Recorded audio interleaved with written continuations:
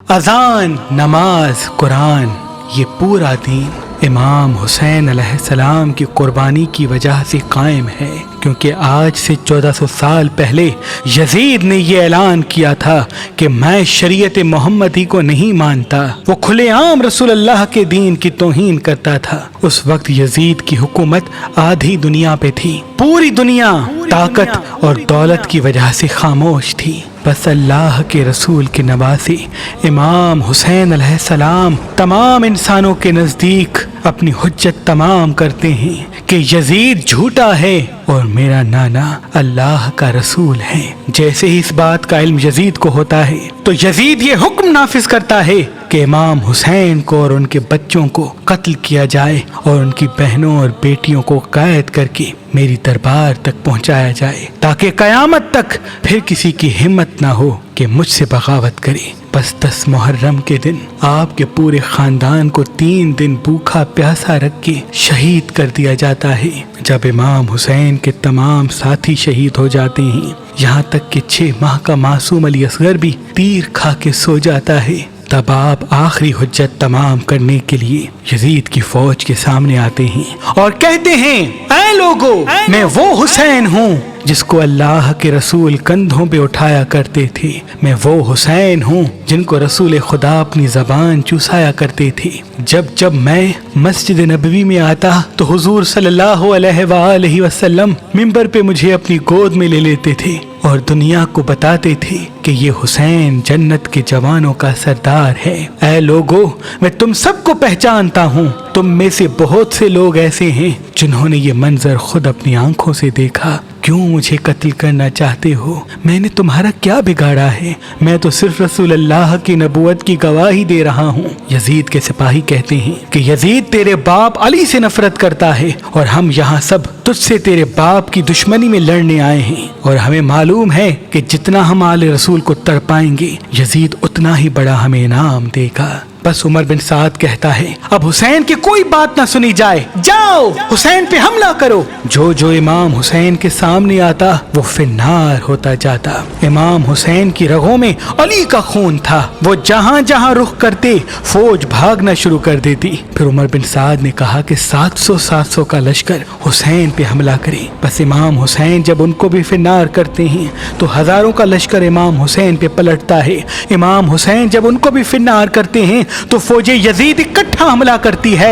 आप शेर की तरह लड़ते हैं और कोई भी इमाम हुसैन के सामने टिक नहीं पाता, और आप कहते हैं, उठो अब्बास, एक भूखे और प्यासे की जंग देखो, देखो तुम्हारा भाई हुसैन कैसे लड़ रहा है। तारीख ने लिखा, मैदान पूरा हिलने लगता है, फौज भागना शुरू कर देती है। इतने में उमर बिन साद कहते हैं, हुसैन को मारना नामुमकिन है, जाओ खयाम को आग लगा दो और कुछ सिपाही दूर से इमाम हुसैन पे हमला करें।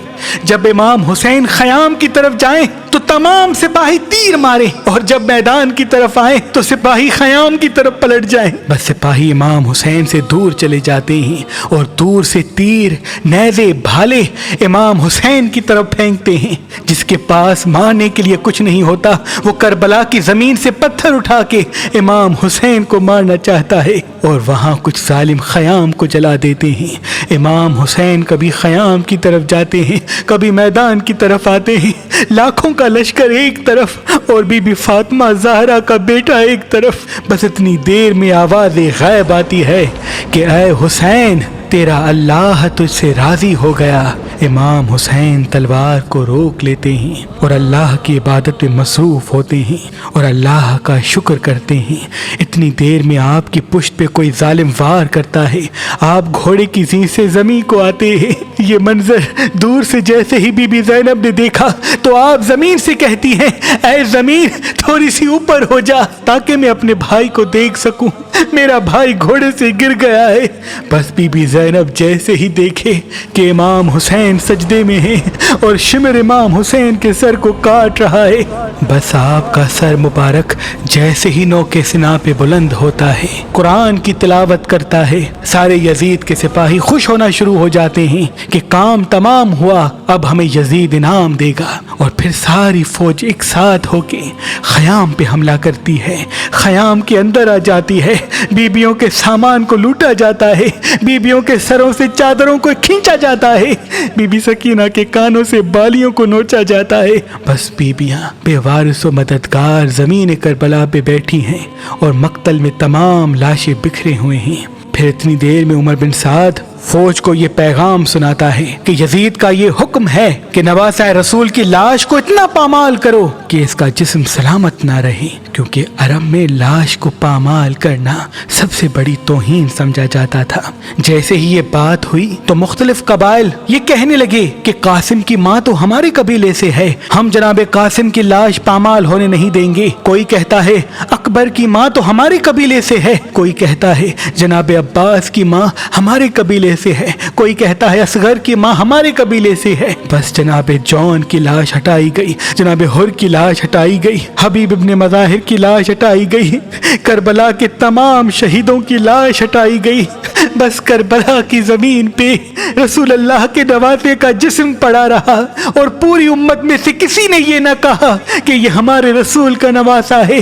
بس مشرق کے گھوڑوں کو مغرب کی طرف اور مغرب کے گھوڑوں کو مشرق کی طرف دوڑایا جاتا ہے، امام حسین کی لاش کو پامال کیا جاتا ہے۔